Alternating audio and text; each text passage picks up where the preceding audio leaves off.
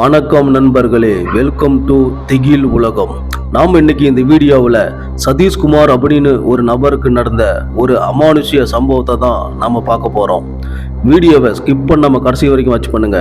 நம்ம சேனலை இது வரைக்கும் சப்ஸ்கிரைப் பண்ணாமல் இருந்தீங்கன்னா முதல்ல சப்ஸ்கிரைப் பண்ணிடுங்க.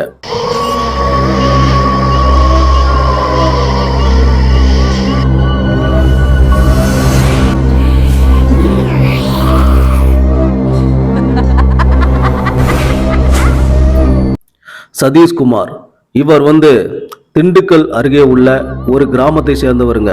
இவரோட ஊருக்கு திண்டுக்கல்லில் இருந்து 25 கிலோமீட்டர் தொலைவுங்க. இவர் எப்பவுமே அதிகாலை 4 மணிக்கே வீட்டில இருந்து வேலைக்கு கிளம்பிடுவாரு.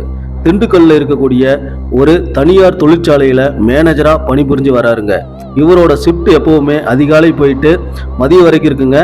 சில நாட்கள்ல மதியத்திலிருந்து இரவு வரைக்கும் அந்த மாதிரி 2 ஷிஃப்ட் இவர் பாக்குறாருங்க. வழக்கம் போல அவர் அதிகாலை 4 மணிக்கே வீட்டிலிருந்து ரெடி ஆகிட்டு ஒர்க்குக்கு காரில் கிளம்பியிருக்காருங்க. அவர் எப்பவுமே காரில் தாங்க போவார். அந்த மாதிரி கிளம்பி போகும்போது அது சரியான ஒரு பனிக்காலங்க. அந்த பனிக்காலம் அப்படிங்கிறதுனால அன்னைக்குன்னு பார்த்து பனிப்பொழிவு அதிகமாக இருந்திருக்குங்க.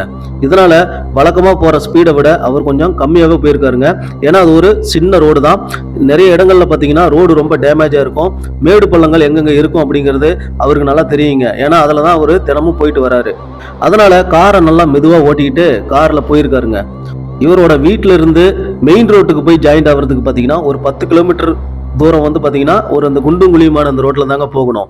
அந்த மாதிரி இவர் காரை மெதுவாக ஓட்டிட்டு போயிருக்காருங்க. அந்த சமயத்துல ஒரு குறிப்பிட்ட தூரத்தை அடைஞ்சதுக்கு அப்புறம் இவருக்கு நடந்தது தாங்க இவரை நிலைகுலையா வச்சிருச்சு அப்படின்னே சொல்லலாம். இந்த 2 வருடத்துல அவர் பல்வேறு நிகழ்வுகளை சந்திச்சிருந்தாலும் அந்த ஒரு நிகழ்வு தான் அவரை உரைய வச்ச வினோதமான நிகழ்வுங்க. அந்த ஒரு குறிப்பிட்ட தூரத்தை அடைஞ்ச உடனே அவரால் எதுவுமே செய்ய முடியலைங்க. அவரோட 2 கண்களும் இருட்ட தொடங்கினது. காரோட வேகம் படிப்படியா குறைஞ்சி அடங்கி போகும் நிலைக்கு வந்து விட்டதுங்க. 2 பக்கமும் பார்த்தீங்கன்னா அடர்ந்த காடுகள். அது மட்டும் இல்லாம தூரத்துல ஒரு மின்கம்பத்துல விளக்கு ஒன்று அணைஞ்சு எரிஞ்சிட்டு இருந்துச்சுங்க. பனி வேற படர்ந்து இருக்குது. அவரோட கை கால்களும் பதற தொடங்கி போச்சு. அவர் பார்த்த அந்த உருவம் அவரால் பேய் அப்படின்னு சொல்ல முடியல, பிசாசு, தேவதை அப்படி எதுவும் இருப்பதாகவும் அவரால் நம்பவும் முடியல. அப்படியானா அந்த உருவம் என்னவா இருக்கும்? கிட்டத்தட்ட ஒரு மனிதன் போலவும், ஆடு போலவும், கரடி போலவும், சில சமயம் 3ம் கலந்த உருவம் போலவும் அது இருந்ததுங்க. கண்கள்ல அவ்வளவு ஒரு பிரகாசங்க அந்த உருவத்துக்கு. காரின் வெளிச்சத்துக்கு அது தன்னோட முகத்தை திருப்பிய போது அவர் அதிர்ந்தே போயிட்டாருங்க.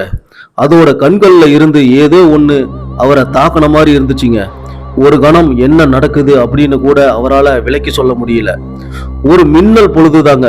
அடுத்த கணமே அது அந்த ரோட்டை கிராஸ் பண்ணி மறு கரைக்கு போய் மறைஞ்சிருச்சுங்க.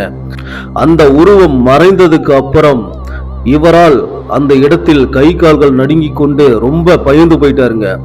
பின்னர் ஒரு 1/4 மணி நேரம் கழித்து உடம்பு சீரானதுக்கு அப்புறம் அவர் அந்த இடத்தை விட்டு கிளம்பியிருக்காருங்க. அன்றைய நாள் வேலைக்கு போயிட்டாரு. அன்றிலிருந்து இன்று வரை அதே பாதையில் தாங்க அவர் வேலைக்கு போயிட்டு வராரு. ஆனா மீண்டும் ஒரு முறையாவது அந்த உருவத்தை அவர் பார்த்தரணும் அப்படின்னு ஒரு ஆவல்ல இருப்பதாகவும் சொல்லியிருக்காருங்க. குறிப்பிட்ட அந்த இடம் வந்ததும் அவரை அறியாமல் அவரோட கண்கள் அதை தேடி அலைவதை அவரால் உணர முடியுது அப்படின்னு ஷேர் பண்ணியிருக்காருங்க.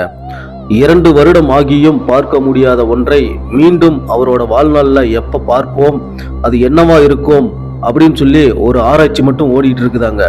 ஆனா அவருக்கு அந்த பயம் சற்றும் குறையல அப்படின்னு சொல்லலாங்க. இதுபோல உங்கள் வாழ்க்கையிலும் நடந்த அமானுஷ்ய சம்பவத்தை எங்களிடம் பகிர விரும்பினால் கீழே உள்ள மெயில் ஐடிக்கு ஸ்டோரியாகவோ அல்லது வாய்ஸ் நோட்டாகவோ அனுப்புங்க. இந்த வீடியோ உங்களுக்கு பிடிச்சிருந்தா வீடியோவை லைக் பண்ணுங்க, ஷேர் பண்ணுங்க. நன்றி, வணக்கம்.